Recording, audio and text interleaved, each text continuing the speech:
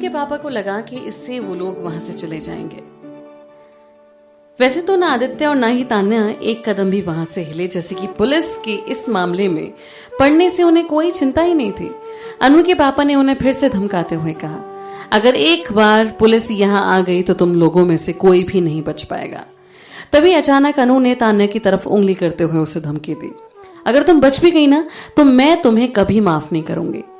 तान्या आहूजा, तुम्हारी मुझ पर ऐसे इल्जाम लगाने की हिम्मत भी कैसे हुई? अब तुम्हारी बात खत्म हुई, अब सिर्फ मैं बोलूंगी। तान्या ने उसका मुंह बंद कराते हुए उससे कहा, तुम पर इल्जाम लगाया? मिस अनु अरोरा, तुम्हें सच में लगता है कि मैं कुछ नहीं कर सकती क्योंकि मेरे पास कोई सबूत नहीं है? अनु की आंखों में एक चालाकी दिखाई दी। उसने कहा, ये मेरी गलती नहीं है कि तुम्हारे पास कोई सबूत नहीं है। तान्या, अगर तुम अभी कोई सबूत नहीं दिखा सकती तो फिर ये बिल्कुल बेबुनियाद इल्जाम है, इसलिए ये बिल्कुल मत समझना कि तुम ये सब करके इतनी आसानी से निकल जाओगी। मैं तुम्हें इस बात के लिए कोर्ट तक घसीटूंगी, चाहे मुझे उसके लिए कुछ भी क्यों ना करना पड़े। तभी उसकी मां उसका साथ देते हुए बोली, धमकी देना भी एक जुर्म है। तुम दोनों ने हमें धमकाया, डराया, इसलिए तुम कोर्ट में जाओगे। तभी अचानक तान्या ने कुछ ऐसा पूछा जिससे पूरा अरोरा परिवार दंग रह गया। तो फिर करप्शन और रिश्वत लेने के बारे में आप लोगों का क्या विचार है? क्या करप्शन और रिश्वत? तान्या उन्हें मुस्कुराते हुए समझाने लगी, मैं हमेशा सोचती थी कि कैसे तुम्हारा पूरा परिवार इतने ऐशो आराम से रहता है, जबकि तुम्हारे पापा एक सरकारी नौकर हैं और तुम कोई छोटी मोटी राइटर। तो मैंने कुछ रिसर्च की और उससे जो मुझे जवाब मिला वही तुम्हारा अगला तोहफा है। अनु, एक पका हुआ सेब बीमार पेट से कुछ ज्यादा दूर नहीं गिरता। मेरे पास तुम्हारे पापा के करप्शन के सारे रिकॉर्ड्स हैं। पुलिस को बुलाने के लिए थैंक यू मिस्टर अरोरा, आपने मेरे पुलिस स्टेशन जाने का टाइम बचा लिया। अनु के पापा का चेहरा उतर गया, उनकी घबराहट शुरू हो गई। मेरे कारनामों के बारे में तान्या को कैसे पता चला? और इतनी ही नहीं, इसके पास तो मेरे खिलाफ सबूत भी हैं। नहीं, ये जरूर झूठ बोल रही होगी ताकि हम इससे डर जाएं। ये एक छोटी सी लड़की है, ये इन सब चीजों को कैसे पता लगा सकती है? अनु के पापा ने अपनी राजनीति कारनामों के अनुभवों से जल्दी ही खुद को शांत कर लिया और तभी वो तान्या पर भड़कते हुए बोले, खबरदार, जो तुमने मुझ पर करप्शन का इल्जाम लगाया तो तुम जरूर बकवास कर रही हो। मैं एक पॉलिटिशियन हूं जिसने अपनी पूरी जिंदगी अपने काम में लगा दी, इसलिए जरूर तुम मजाक कर रही हो। अगर हिम्मत है तो दिखाओ सबूत। तान्या ने अपनी गोद में रखा एक छोटा सा लैपटॉप ऑन किया और उसका चेहरा उसकी स्क्रीन लाइट से चमकने लगा। उसके कीबोर्ड पर उसकी उंगलियां चलने लगी कि थोड़ी ही देर में अनु के पापा का फोन एक मैसेज नोटिफिकेशन से बजा। तान्या ने अपनी नजर उठाते हुए उनसे कहा, मैंने आपको सबूत भेजा है, आप खुद उसे देख सकते हैं। मिस्टर अरोरा दंग रह गए। उन्होंने जल्दी से अपना फोन निकाला। उनका मैसेज बॉक्स फोटो से भर गया था। जब उन्होंने पहली फोटो खोली तभी उनका चेहरा पीला पड़ गया। उस फोटो में वो एक कंपनी के सीईओ के साथ सीक्रेट मीटिंग में थे। सबसे बड़ी बात तो ये थी कि वो उन्हें पैसों से भरा एक सूटकेस पास कर रहा था। ये बहुत पुरानी बात नहीं थी। तान्या को ये फोटो आखिर मिली कैसे? फोटोग्राफर कौन था? उन्होंने और फोटो देखी जिसमें वो एक जवान लड़की के साथ बिस्तर में थे। उनके साथ ही खड़ी मिसेस अरोरा ने ये फोटो देखी और वो उन पर चिल्लाने लगी, अखिल अरोरा कौन है? ये गंदी औरत, और इस रखेल के लिए मुझे धोखा देने की तुम्हारी हिम्मत कैसे हुई? पत्थर दिल घटिया आदमी, मैं तुम्हें जान से मार दूंगी। अगर तान्या शक्ल से अपनी मां पर गई थी तो ये गंदा दिमाग उसे अपने पापा से मिला था। वो अपनी बीवी के इस पागलपन, गुस्से को अच्छी तरह जानता था, इसलिए उसने मौके का फायदा उठाते हुए खुद को इस झमेले से बाहर निकालने की तरकीब सोची। उसने अपनी बीवी को उस काउच की तरफ धक्का दिया जहां अनु ने कुछ खाते हुए एक चाकू रखा था और फिर जानबूझकर कहा, पागल औरत, ये फोटो नकली है। अगर तुम्हें किसी को मारना ही है तो उस इंसान को मारो ना जो इस नकली फोटो बनाने का जिम्मेदार है, मुझे नहीं। मिसेस अरोरा जमीन पर गिर गईं और थोड़ी देर के लिए उन्हें चक्कर आने लगा। फिर अपने आप में ही बड़बड़ाने लगी, ये नकली है। इतना बोलकर उन्होंने तान्या की तरफ घूरकर उसका खून करने की नजरों से देखा और बोली, घटिया औरत, तुम्हारी हिम्मत कैसे हुई हमारे रिश्ते में फूट डालने की? मैं तुम्हें जान से मार दूंगी। मिसेस अरोरा ने काउच से वो चाकू उठाया और तान्या पर लपकी। चाकू अपने हाथ में लिए वो तान्या की तरफ बढ़ने लगी। अनु की मां की अचानक इस हरकत से सभी हैरान हो गए, यहाँ तक कि बॉडीगार्ड्स भी उनकी इस हरकत से दंग रह गए और तान्या को प्रोटेक्ट करना ही भूल गए। वैसे जब चाकू उनकी तरफ आ रहा था तो तान्या बिल्कुल नहीं हिली, यहाँ तक कि उसने पलक तक नहीं झपकाई, जैसे कि उससे पहले से पता था कि ये सब होने वाला है। जैसे जैसे वो चाकू तान्या की तरफ बढ़ रहा था, अनु और उसके पापा की खुशी बढ़ती जा रही थी। अगर अनु की मां ने तान्या को जान से मार दिया तो मिस्टर अरोरा सारा इल्जाम उस पर डाल सकते थे और फिर उसकी सजा कम करने के लिए भी कोर्ट से अपील कर सकते थे। और वही इन सब के बाद अनु को भी आदित्य मिल जाता, क्योंकि तान्या उसके रास्ते से हट चुकी होती। अचानक एक मजबूत हाथ ने मिसेस अरोरा का हाथ पकड़ लिया और चाकू वहीं हवा में रुक गया। मिसेस अरोरा का हाथ आदित्य ने पकड़कर वहीं रोक दिया था और फिर वो चाहे कितनी भी कोशिश कर रही थी, अपने हाथ को थोड़ा भी नहीं हिला पा रही थी। बॉडीगार्ड्स को भी फाइनली होश आया और उन्होंने उसी वक्त मिसेस अरोरा को धक्का देकर जमीन पर गिरा दिया। अब सब साफ दिखाई दे रहा था कि अनु में ये खूनी पागलपन कहां से आया था। तान्या ने उन्हें देखा और जोर से मिसेस अरोरा पर चिल्लाने लगी, मिसेस अरोरा वो फोटो असली है, नहीं तो आप कहें तो मैं इससे पुलिस को दे दूं, क्योंकि सबूत होने के साथ भी कुछ ना करना एक जुर्म है। मिसेस अरोरा एकदम चुप खड़ी हो गई और उन्होंने मुड़कर अपने पति की तरफ देखा। मिस्टर अरोरा का चेहरा पीला पड़ गया था और उनकी उंगलियां कांप रही थी। उनकी शादी को कितने साल हो गए थे और वो अपने पति को अच्छे से जानते थे। तान्या सही कह रही थी कि वो फोटो असली था। अनु की मां फिर से कोशिश करने लगी, अखिल अरोरा, तुमने सच में मुझे धोखा दिया। पत्थर दिल कटिया आदमी, मैं तुम्हें जान से मार दूंगी। तान्या ने उन पर ध्यान नहीं दिया और अनु की आंखों को घूरते हुए उससे बोली, तीसरा तोहफा। हैरानी में अनु की आंखें फटी की फटी रह गईं। तान्या ने उसे शांति से समझाते हुए कहा, तुम्हारे लिए मेरा तीसरा तोहफा तुम्हारी माँ का जेल जाना है। मुझे डर लगा कि तुम्हारे पापा बहुत अकेले हो जाएंगे, तो इसलिए मैंने उनके साथ एक साथी ढूंढ लिया है। और फिर देखकर ऐसा लगता है कि जेल में इनके पास बहुत सी बातें होंगी करने के लिए। अनु और उसके पापा एकदम दंग रह गए। तो ये एक घटिया औरत का प्लान था। इसने जानबूझकर वो बिस्तर वाली फोटो मेरी माँ को भड़काने के लिए भेजी थी। पहले तान्या का प्लान उसकी माँ पर सिर्फ उस पर हमला करने का इल्जाम लगाने का था, पर जैसा कि अब पूरा अरोरा परिवार उसे खुद और मौके दे रहा था, उसे मानना पड़ा कि खून का जुर्म ज्यादा अच्छा होगा। तभी मिस्टर अरोरा ने उससे साफ साफ पूछा, तान्या आहूजा, आखिर तुम चाहती क्या हो? तुम हमारे अरोरा परिवार के पीछे क्यों पड़ी हो, जबकि हमने तुम्हारे साथ कुछ गलत किया ही नहीं? तान्या उसकी घबराहट देखकर मुस्कुराने लगी और उसने खांसते हुए उन्हें जवाब दिया, आप लोगों ने मेरे साथ कुछ गलत नहीं किया। मैं तान्या आहूजा सिर्फ एक बात में विश्वास करती हूँ, और वो ये है कि जैसे को तैसा। मैं कभी किसी पर हमला नहीं करती जब कोई मुझ पर हमला ना करे। तान्या जरूर जवाब मिस्टर अरोरा को दे रही थी, पर उसके शब्द सीधे उनकी बेटी के लिए थे। अनु का दिल उसकी ये बातें सुनकर बहुत घबरा रहा था। अनु ने उसकी तरफ गुस्से से देखा और भड़कने लगी, क्योंकि मैंने बस तुमसे गंदा मजाक किया, तुम मुझे बर्बाद करने के लिए पीछे पड़ जाओगी। तान्या ने उसे घूरते हुए देखा और कहा, तुम अकेले मेरे टाइम के लायक भी नहीं हो। अनु अंदर से हिल गई थी। ये क्या बोल रही है? मैं इसके टाइम के लायक नहीं हूं, तो फिर ये यहाँ क्या कर रही है? ये खुद को समझती क्या है? उसी वक्त तान्या फिर से बोली, मैं पूरे अरोरा परिवार को बर्बाद करने वाली हूँ। अनु गुस्से से मुस्कुराते हुए बोली, तान्या आहूजा, मुझे नहीं लगता कि तुम अगर चाहोगी तो भी मेरे परिवार का कुछ भी बिगाड़ सकती हो। तुम अपने आप को समझती क्या हो? ये जो तुम इतना जोर जोर से चिल्ला रही हो ना, उसकी वजह सिर्फ इतनी है कि अभी आदित्य तुम्हारे साथ खड़ा है, उसके बिना तुम कुछ नहीं हो। तभी तान्या ने अचानक सबको सुनाते हुए कहा, मैंने तभी तुम्हारे पापा के खिलाफ सबूत इकट्ठा करना शुरू कर दिया था जब तुम पहली बार उस क्रेडिट कार्ड का दान देने उस हॉस्पिटल में मेरी बेइज्जती करने आई थी। अनु और उसके पापा ये देखकर हैरान हो गए थे कि तान्या का प्लान इतने लंबे समय से चल रहा था। तभी तान्या ने बहुत शांति से उनसे कहा, बिल्कुल, सबूत तो बस एक प्रिकॉशन था। अगर तुम मुझे अकेला छोड़ देती ना, तो मुझे इस हद तक जाना ही नहीं पड़ता। अब जैसा कि तुमने मुझे खुद बुला लिया है, तो अपनी आंखें खोलो और देखो मैं तुम्हारे पूरे अरोरा परिवार को कैसे बर्बाद करती हूँ। और फिर तान्या ने मिस्टर अरोरा की तरफ उंगली करते हुए कहा, तुम्हारे माँ बाप को बर्बाद करने के बाद अरोरा परिवार खुद ब खुद खत्म हो जाएगा।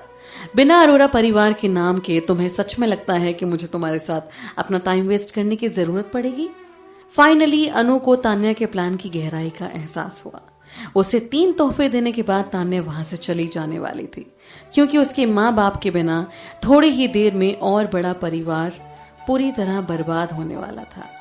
और फिर बिना परिवार के सहारे अनु के पास कुछ नहीं बचेगा। और फिर तान्या अपनी जिंदगी आराम से जी सकती थी बिना किसी चिंता के। अनु ये देखकर वाकई इंप्रेस थी कि तान्या का खुराफाती दिमाग कितना शातिर था। उसे पहले से पता था कि अनु उस पर जरूर हमला करेगी और इसके लिए उसने अपनी तैयारी पहले से कर रखी थी। इतना ही नहीं, वो सिर्फ उसी पर बात नहीं कर रही थी, बल्कि उसने पूरा अरोरा परिवार को बर्बाद कर दिया था।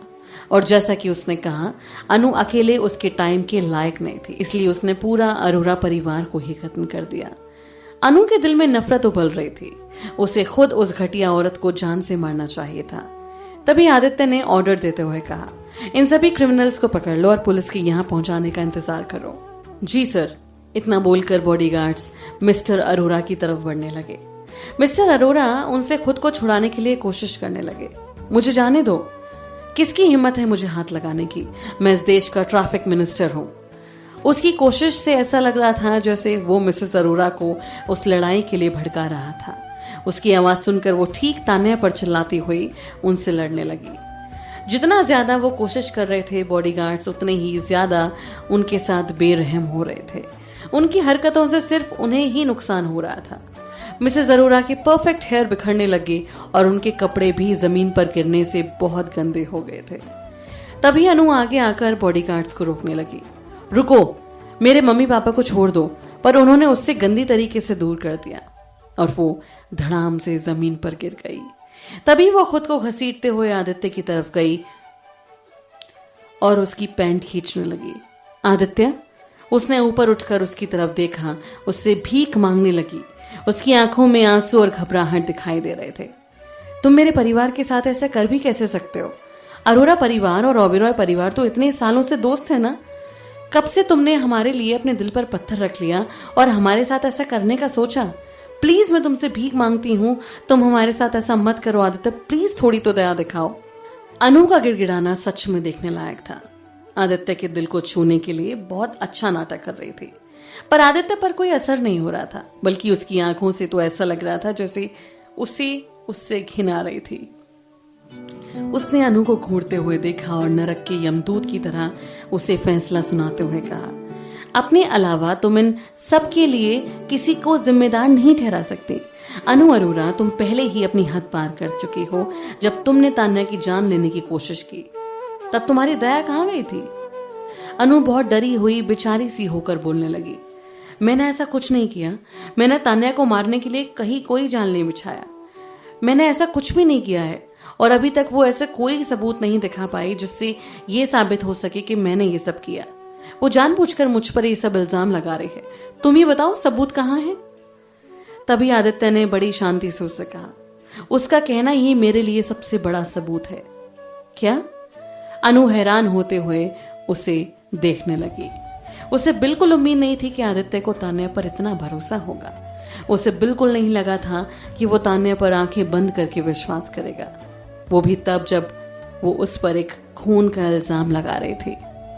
उसे एक्चुअली उस पर ऐसे ही भरोसा था और उसने तो बिना दो परिवारों के रिश्ते के बारे में सोचकर तान्या की अरोरा परिवार से निपटने के लिए उसकी मदद की थी।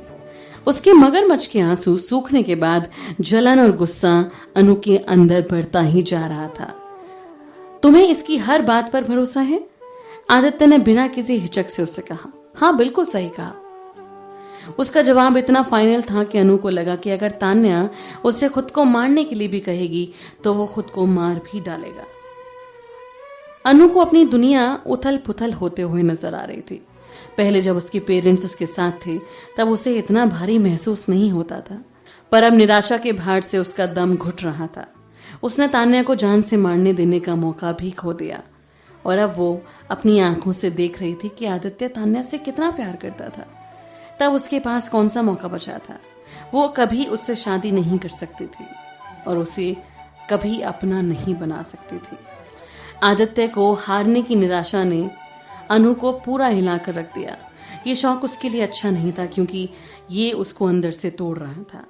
उसने उन दोनों को घूरते हुए देखा और फिर गुस्से में बोली, आदित्य ओबेरॉय, तुम इतने पत्थर दिल कैसे हो सकते हो? मैंने अपने पूरे दिल और अपनी आत्मा से तुम्हें चाहा, तो बदले में तुम्हें भी मुझे प्यार देना चाहिए था। यह सही नहीं है। तुम मुझसे प्यार क्यों नहीं करते? आदित्य ने उसे घूरते हुए देखा पर उसे कोई जवाब नहीं दिया। जैसे उसके अंदर कोई आत्मा आ गई हो, अनु जोर जोर से रोने लगी। उसने अपने दिल को दबाया जैसे उसे बहुत दर्द हो रहा हो और फिर चिल्लाने लगी, तुम्हें पता भी है मैं किस दर्द से गुजर रही हूं? तुमने मेरे साथ ऐसा क्यों किया आदित्य, क्यों? आदित्य का जवाब उसके चेहरे पर एक थप्पड़ की तरह पड़ा, क्योंकि तुम उस औरत के पीछे पड़ी थी जिससे मैं प्यार करता हूं। अनु एकदम जम गई, जैसे आदित्य की बात सुनकर उसके दिमाग ने काम करना बंद कर दिया हो। अनु ने तान्या की तरफ इशारा करते हुए उससे पूछा, तुम मेरे पूरे परिवार को इसकी वजह से बर्बाद करने के लिए भी तैयार हो? तान्या ने इमोशनलेसली उसे याद दिलाते हुए कहा, एक बात साफ सुन लो, वो मैं हूं जो अपना बदला लेने आई हूं। वैसे अनु के लिए ये खबर ज्यादा दुख की थी। उससे बिल्कुल दुख नहीं होता अगर ये सब आदित्य का प्लान होता, पर वो तो तान्या की तरफ से उसके परिवार को फंसाने की कोशिश कर रहा था। ये कड़वी सच्चाई उसके दिल के टुकड़े टुकड़े कर रही थी। अनु फिर से अपनी उसी औकात पर आ गई और दांत पीसते हुए उस पर भड़कने लगी, तुम मुझसे बदला लेना चाहती हो, पर तुम्हारा ये सपना कभी पूरा नहीं होगा। आज नहीं, अभी नहीं, कभी नहीं। जब तक ये बात मैं खुद कबूल नहीं कर लेती, तुम लोगों के पास कोई सबूत नहीं होगा और बिना सबूत के तुम मेरा कुछ नहीं बिगाड़ पाओगी। अनु की घबराहट अचानक जोर की हंसी में बदल गई। उसके घने लंबे बाल उसके चेहरे पर आते हुए हवा में लहराने लगे और उसकी हंसी चारों ओर गूंज रही थी। बॉडीगार्ड्स भी उसे ऐसे देखकर हैरान हो गए थे, पर तान्या पर उसका कोई असर नहीं दिख रहा था। उसके चेहरे के एक्सप्रेशन में कोई बदलाव नहीं था, बल्कि उसे तो अनु की ऐसी हरकतों से बोरियत हो रही थी। उसने अनु को घूरते हुए देखा और बोली, तुम पागल हो गई हो? मैं तुम्हारे इस पूरे नाटक से बहुत इम्प्रेस हूं और मुझे यकीन है कि तुम्हारे ऐसे गिड़गिड़ाने से लोगों को तुम पर बहुत तरस आ जाएगा। इससे अनु एकदम चुप हो गई और एकदम किसी राक्षस की तरह उसे घूरने लगी। तान्या खांसते हुए उसे बोली, कुछ महीनों पहले आरव की बर्थडे पार्टी वाले दिन जो तुम्हारे चेहरे पर मुस्कुराहट थी, वो मुझे आज भी याद है। वो रात जहां पूरी दुनिया तुम्हें देखकर मुस्कुरा रही थी। मुझे यकीन है कि तुमने बिल्कुल नहीं सोचा होगा कि सब कुछ इतनी जल्दी बदल जाएगा। तान्या के वो शब्द अनु के चेहरे पर 100 थप्पड़ की तरह पड़ रहे थे। हर थप्पड़ अनु को उसके टुकड़े टुकड़े करने के लिए उकसा रहा था। उसका चेहरा गुस्से और शर्म से जल रहा था।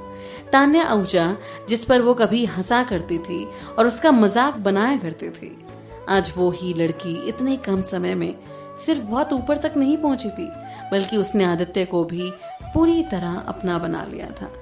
और दूसरी तरफ वो खुद जो पहले आदित्य की मंगेतर थी, उसकी सिर्फ सगाई ही आदित्य के साथ नहीं टूट गई, बल्कि उसका सब कुछ दांव पर लग गया था।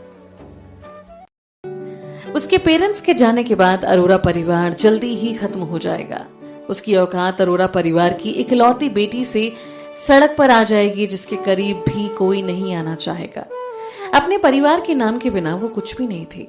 उसने आदित्य से शादी करने का मौका ही नहीं खोया था, बल्कि उसका जिंदगी भर का सपना भी बहुत बुरी तरह टूट गया था। अनु ने बचपन से ही ऐशो आराम की जिंदगी जी थी। वो किसी भी हाल में खुद को इतना बुरा अंत होते हुए नहीं देख सकती थी। अब तान्या उसकी वो टॉप की पोजीशन हासिल कर बहुत ऊपर पहुंच जाएगी और वो एक गरीब सी बेचारी लड़की बनकर रह जाएगी। इस सोच से ही उसका दिल जल रहा था और उसका गुस्सा बढ़ता ही जा रहा था। वो ये नहीं सह सकती थी, नहीं ये वो बिल्कुल बर्दाश्त नहीं कर सकती थी। वो गरीब होने से बेहतर तो मर जाती। वो ऐसे ही चुपचाप खड़े होकर अपनी जिंदगी का इकलौता सपना, आदित्य के साथ शादी कर ऐशो आराम की जिंदगी का सपना, ऐसे ही किसी और का होते हुए नहीं देख सकती थी। अगर वो उसका नहीं हो सकता था तो किसी का भी नहीं होगा, और तान्या आहूजा का तो बिल्कुल नहीं। अनु की आंखें उसे अपने घर के अंदर आता देखकर गुस्से से लाल हो रही थी। आदित्य ने तान्या की व्हीलचेयर पीछे खींचते हुए उसे उसी वक्त ऑर्डर देते हुए कहा, अभी इसी वक्त यहां से चली जाओ। तान्या ने अपनी व्हील चेयर को कस के पकड़ा और उसे हिलने तक नहीं दिया और कहा, अभी नहीं। आदित्य ने उसे इस तरीके से कहा कि अब बहस करने की कोई गुंजाइश ही नहीं रही। हमें अब चलना चाहिए, ये बहुत खतरनाक है। तान्या उस अरोरा हाउस के ड्राइंग रूम के दरवाजे की तरफ देखा और मुस्कुराते हुए बोली, खतरे के बिना कोई रिस्क नहीं होता और रिस्क के बिना कोई बड़ा इनाम नहीं मिलता। मुझे आज इस पूरी तरह इसको खत्म करना है और उसके लिए मैं कोई भी रिस्क लेने के लिए तैयार हूं। आदित्य हैरानी में उससे बहस करने लगा, उसके लिए भी तुम्हें रिस्क लेकर खुद यहां रुकने की कोई जरूरत नहीं है।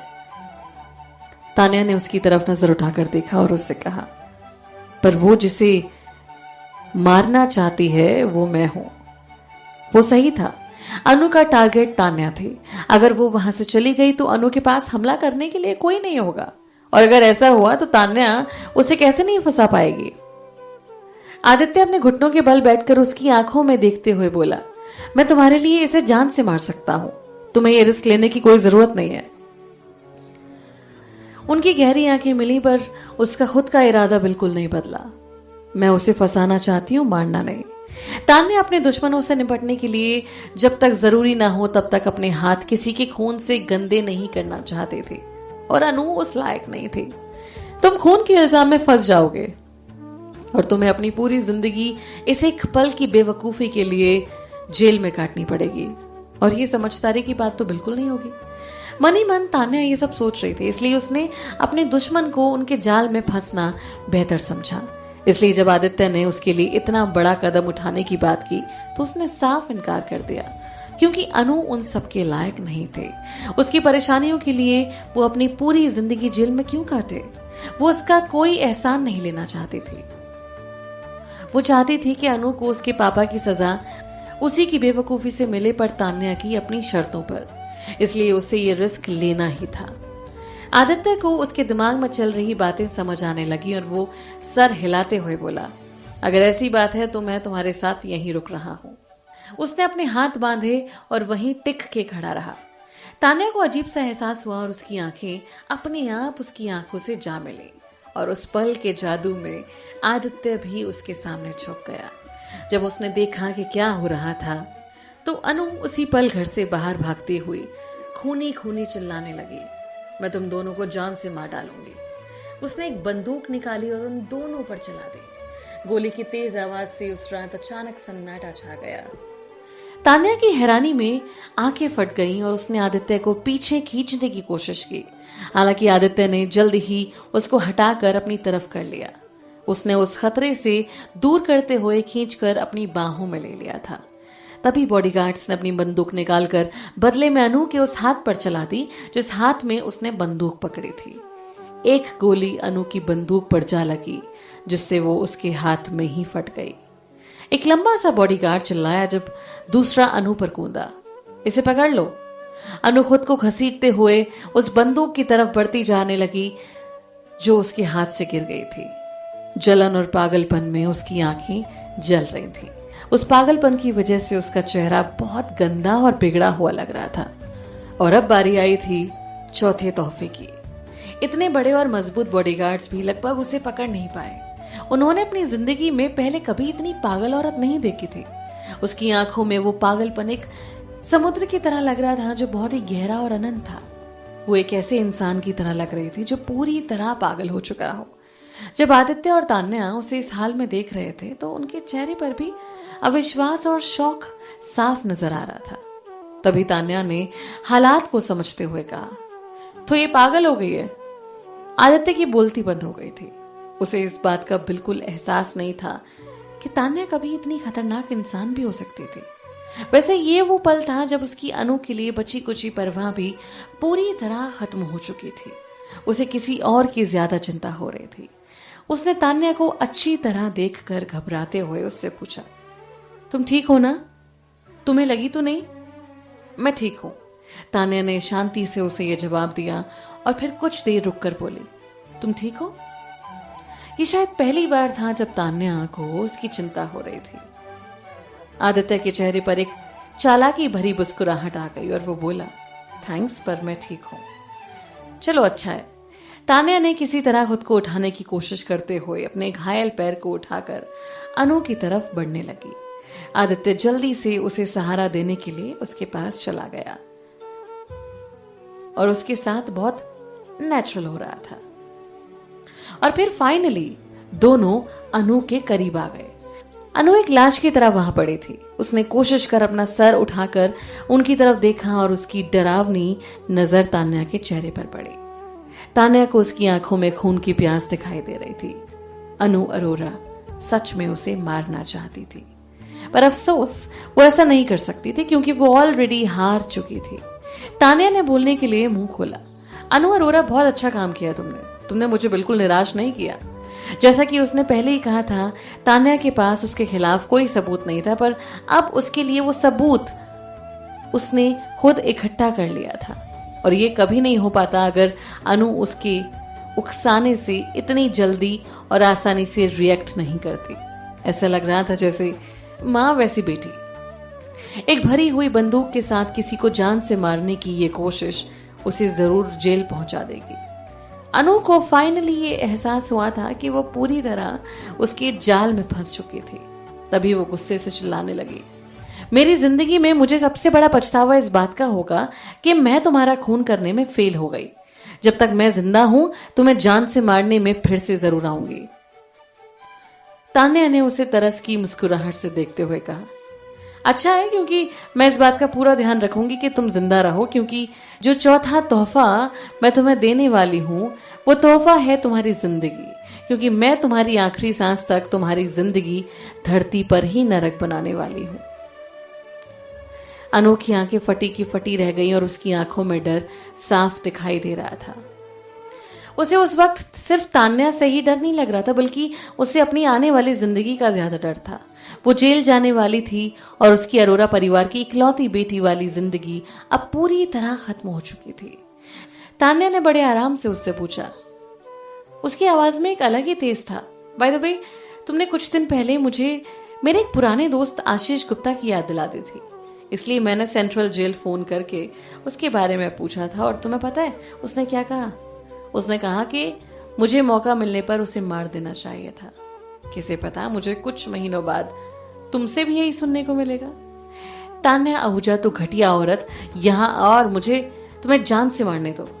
इतना कहकर अनु ने फिर से कोशिश करना शुरू कर दिया था, लेकिन वो बॉडीगार्ड्स के दबाव की वजह से कुछ नहीं कर पाए। आदित्य, अनु अचानक आदित्य की तरफ मुड़कर फिर से उसके सामने गिड़गिड़ाने लगी। I am sorry Aditya, please मुझे माफ कर लो, प्लीज मुझे बचा लो। आदित्य, मैंने ये सब सिर्फ इसलिए किया था क्योंकि मैं तुमसे प्यार करती हूँ। मैं तुमसे सच में बहुत प्यार करती हूँ आदित्य। मेरा सब कुछ तुम्हारा है, तुम्हारी वजह से ही तो मैंने ये सब किया। आदित्य गुस्से में अपने दांत पीसते हुए चिल्लाने लगा, इसे पुलिस के हवाले कर दो।